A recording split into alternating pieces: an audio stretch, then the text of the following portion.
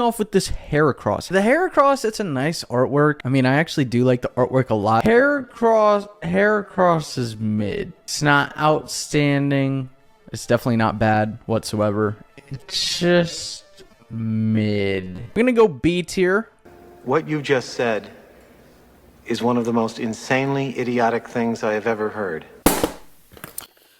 Hey, I bet you sick freaks want me to crack open into this box, right? I bet you sick degenerates want me to just have some fun opening 151. Objectively, one of the most sets that came out in the Scarlet Violet block. Yeah, take the bait. I know some of y'all will. I don't want to open this set. I'm not going to. I'm probably going to do something with all this box. I have all the cards I want from it, including all the special art rares and the art rares, of course. I have all those. I don't need to open the box anymore. Have all 8. We're going to actually rank those. Yeah, we're doing another tier list, baby, 151 style. Hey, you don't like my tier list? You don't like what's going on here? You want to crap all over it? You think it's duty water what I do? Hey, link in the description to my tier list I made. You have your own fun. Make your own content out of it. Talk about how bad and not backed by science my tier list is, even though it's not true. Do what you want with it. Free to use. I have other tier lists for you to do up there as well. And we're going to rank all 8 of these SAR cards. Without further ado, let's get into it. We're going to start with this bad boy. Hey, you can see me right there. Hey, look at that. What's up, guy? We got Giovani's Charisma right here. This is the only one I have in a slab. I got it at 9. I've got a lot of cards in 9s lately. They're actually pretty cheap lately. And I don't know. It's just it's a bad day for a grader. You can just really resubmit these, I'm sure, at any point. And then, I don't know, depending on how lucky you are, depending on what kind of night the guy had before, you might get a 10. Who knows? But anyway, I think this card is fantastic. This is kind of one of the underrated cards from 151, in my personal opinion. I think Giovani, he always gets great cards. He always gets great looking ones. This one is fantastic, showing the Persian, showing him hanging out in his little office right there. Beautiful card, beautiful art. One of the best ones, in my personal opinion, when it comes to Kanto trainers that have come out recently. I will not complain about that. Hideki Ishikawa did this one, and they did a fantastic job. I'm going to go ahead and start off strong. This one's going in A tier for me. I'm a big trainer fan myself, but I think the boss man Giovani, I think he got a real good extra dose of love in this set right here. Great card, and if you pull this one, if someone likes this card a whole lot, I 100% feel you, big dog. All right, what do we got next? Ooh, we got the Animal Crossing Mew. I like this. This is basically a standard that comes out with like 151. It's a very good pull. They yanked this out from the Japanese set and decided to make it a promo in English. I don't really know why. I don't really know why Japanese sets get butchered like that. I really think this would have been a fun chase for people to pull. I am glad people just get it right out the rip, but you do have to buy the Ultra Premium Collection for you to actually get that, or you can just buy the single for a little bit cheaper. Fantastic card, though. I do like this one a good little bit. It's not the best card in the set, but the perspective and the love that they give me right here, just the village perspective right here, the Animal Crossing looking one right there, it's beautiful. I do like this one a lot. Natsumi Yoshida did this one. They did a fantastic job of it. It's not my favorite card by any stretch of the imagination. The set Mew's really not one of my favorite Pokemon,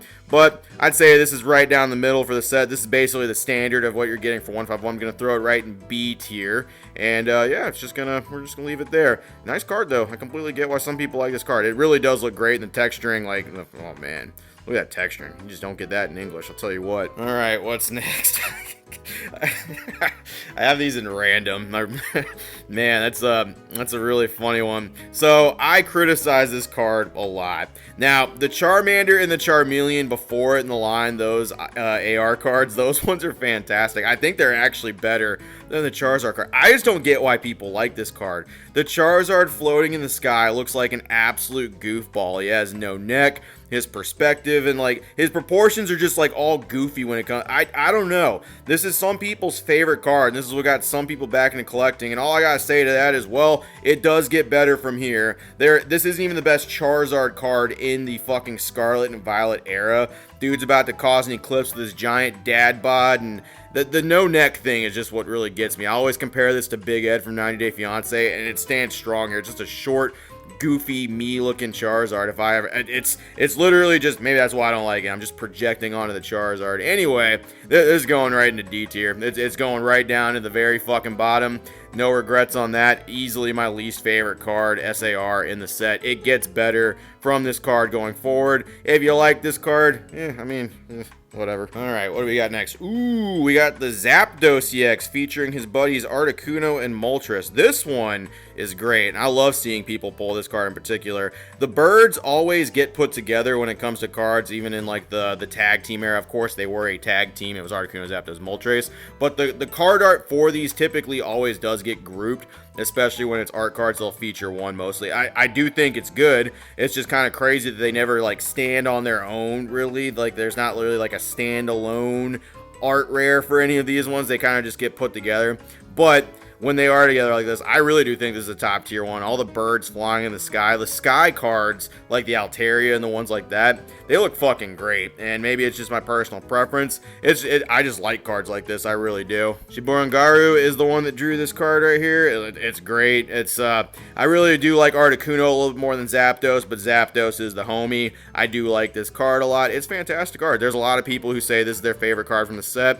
I totally get it. Me personally, I'm throwing it up in A tier as well with Giovani up there. So I got my 2 A tiers out of the way. I wonder what that bodes for as a set. Great card. Good card. All right, what do we got next? Ooh, we got Blastoise right here. This is one of my personal favorites from the set. I'm not going to really rank it like super high because I totally get like it's kind of just sitting in like a blue background area, which is like the ocean. I get that. It's drawn by the GOAT Mitsuhiro Arita. I do think this card is like, it's way better than the Charizard one. Blastoise doesn't look like an absolute tool bag in this one. It's a good card. I really do like, so Squirtle's my favorite starter from the Kanto region. It's my favorite one. I don't think that's like a hot take or anything. I think if you like Bulbasaur, that's where you're really treading on some fucking glass or something like that. This card is great. I like this one a lot. This was actually the last one I needed in order to complete the set. That's how it always goes. The last card you get is always the one you like the most, at least in my case. Usually I'm never really that lucky when it comes to it. I do like this card. I think Blastoise seems to get left out of a couple things more often than like Venusaur and Charizard. So it is always nice seeing that. The Squirtle and the Wartortle are absolutely goated cards. Those are the best art rares that actually came in this set. No questions, no argument or anything like that.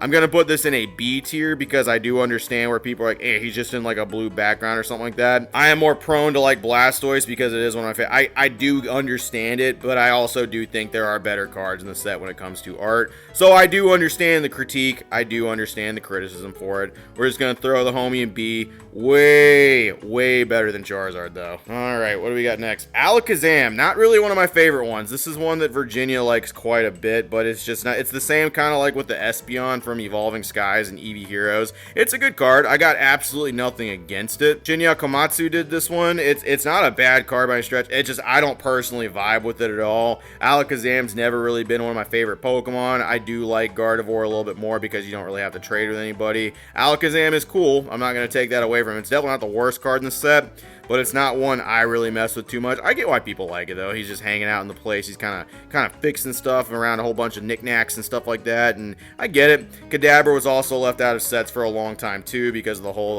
what was his name? Yuri Geller. He was throwing a big old fit about the whole likeness, about like the spoon bending and stuff like that. I mean, so Kadabra coming back is a good thing, and it's happy to see that, like, you know, he showed back up. I mean, there he is right there, just hanging out in the picture. Just not my favorite card. Throwing it in C tier, that's where it is. If you like this card a little bit more, sure. It's just not my thing by any stretch. All right, what do we got next? Ooh, we got the Venusaur. We got the card right here. This is him right here. Yoriyuki Ikigame did a great job. This card right here, this is what I think of like when I actually open up 151 and see cards like this. This card is absolutely fantastic. I can't even like think of a better card. I think this artist actually did the Gardenia SAR as well from V-Star Universe Crown Zenith, and it really shows. This card, in my opinion, deserves to be the top spot in 151. Just nothing else really compares to it. The detail, the art, just Venusaur just sitting there. And, I mean, Venusaur is a good Pokemon. Still, a lot of people still don't really put him in the regards that he deserves. But, I mean, art like this, how can you say that? I've never seen one person say this card sucks or it's bad or anything like that. I've never seen anybody have really a problem with this unless they're just a straight-up hater. But this for me is the S tier card of 151 easily. It's just the best card you can pull artistically. It has the most going on. It has the most color. It's just a beautiful fucking card. It's absolutely great. Absolutely goated. S tier. S tier for you, Venusaur. You finally get to be put at the top of a set. You're not my favorite starter, but you certainly got the best card. All right, last one. Check out that sleeve right there. Look at that Mega Blastoise. Speaking of that stuff too. Okay, so we got Erica right here. We got the Erica's Invitation. Just chilling right here. So this was the card to pull from 151 when it came out. This was the card everybody was chasing, even more so than the Charizard or any of the other starter SAR cards, because this card was worth a ton of money when it first came out. Now this card is worth like 50 bucks, 60 bucks because of how much 151 just exists out there. There's so many graded versions and just raw versions of this card. I'm very happy people were able to pick this card up. I don't think this is the best Erica card, like by a stretch or shot of the imagination. I get it's a special art rare, but I truly do think that one just is a whole lot better. Yes, I'm a Sun and Moon Tag Bolt fan for sure, but that one just is leagues better than this one. I don't think Erica's bad, and I am very happy I have this card. Koda Nintada did this one, and they didn't do bad. It's just not something that I personally vibe with when it comes to Erica cards. She has gotten much better arts, in my personal opinion, and I think a lot of the hype that was circulating around this one that wasn't even real killed a lot of the prospect for this card for a lot of people, myself included. It's going in a C tier for me. I don't vibe with it as much as like some other people do. It's a nice card. Definitely pulling it is great. If you open a box and you pull this from a set, you definitely win for sure, because anytime you pull an SAR from any set is great. But I mean, I think the Giovani gets a little bit better, in my personal opinion anyway. Sorry, Erica. You're still the girl, but Giovani. That's all I got. The list backed by science. Once again, link in the description. If you don't like my list, feel free to challenge it. Feel free to make your own content. You can do whatever you want with it. I don't care. Have fun. See you later, Virgin Gang. 151. It's done. Not going to talk about, maybe we'll talk about the illustration. We'll see. We'll see about that. We'll see what happens, though. Later.